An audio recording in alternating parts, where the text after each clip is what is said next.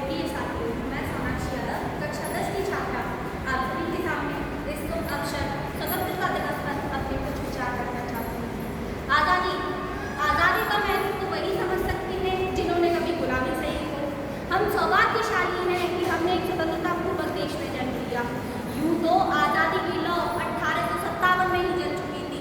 जब हम फिरंगियों के घेरों में फंस गए थे तो रंगते बसंती चोला की एक आवाज़ सुनकर लोगों के टोले उमड़ आते थे और उनके वंदे मातरम के नारे से उनके खून में आने वाला 5 डिग्री का तूफान अंग्रेजी शासकों को पैरों तले तूफान ला देता था।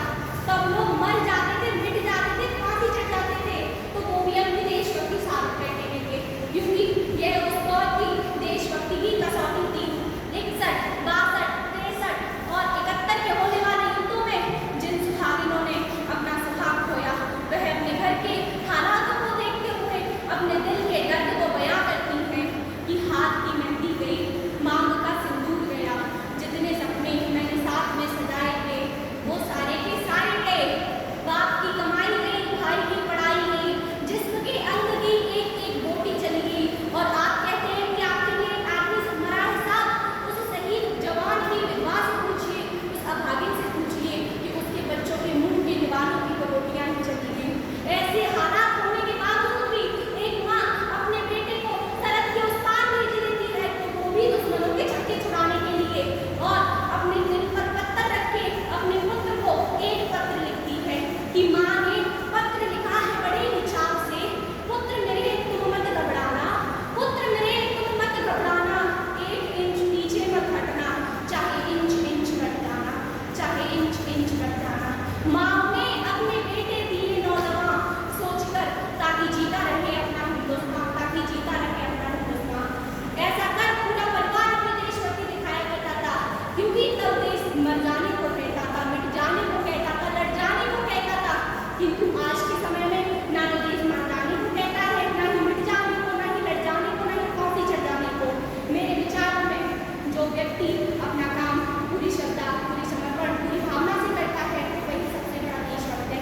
मैं नहीं मानती कि व्हाट्सएप और फेसबुक की डीपी को 3 रन में रख देना देशभक्ति है, या आप ये कहें कि साल में 2 बार हाथ में तिरंगा लेना देशभक्ति है। तो मैं स्पष्ट करना चाहूंगी कि आपसे बड़ा देशभक्त का रहने वाला वो बच्चा है जो ट्रैफिक की छाव में नंगे पैर हाथ में तिरंगे लेते बेचता हुआ होता है। क्या आप कहेंगे ये उसकी देशभक्ति है? नहीं, ये उसकी देशभक्ति नहीं, उसकी भूख की पेट की शक्ति है जो उसे ऐसा करने पर मजबूर कर रही है। क्योंकि न मस्जिद को जानते हैं, न शिवालय को जानते हैं, न मस्जिद को जानते हैं, न शिवालय को जानते हैं। पेट के जो भूखे होते हैं ना जनाब, वो बस भोजन के निवालों को जानते हैं, वो बस भोजन के निवालों को जानते हैं। अपने राष्ट्र, अपने समाज, अपने देश के प्रति समर्पण का भाव है देशभक्ति। हर देशद्रोही में जीवन में आने वाला तो तूफान है देशभक्ति, जिससे हमारा देशद्रोही यह समझ सके, अगर तू परिंदा है तो ये खुला आसमान तेरा है, अगर तू दरिंदा है तो ये शमशान तेरा है,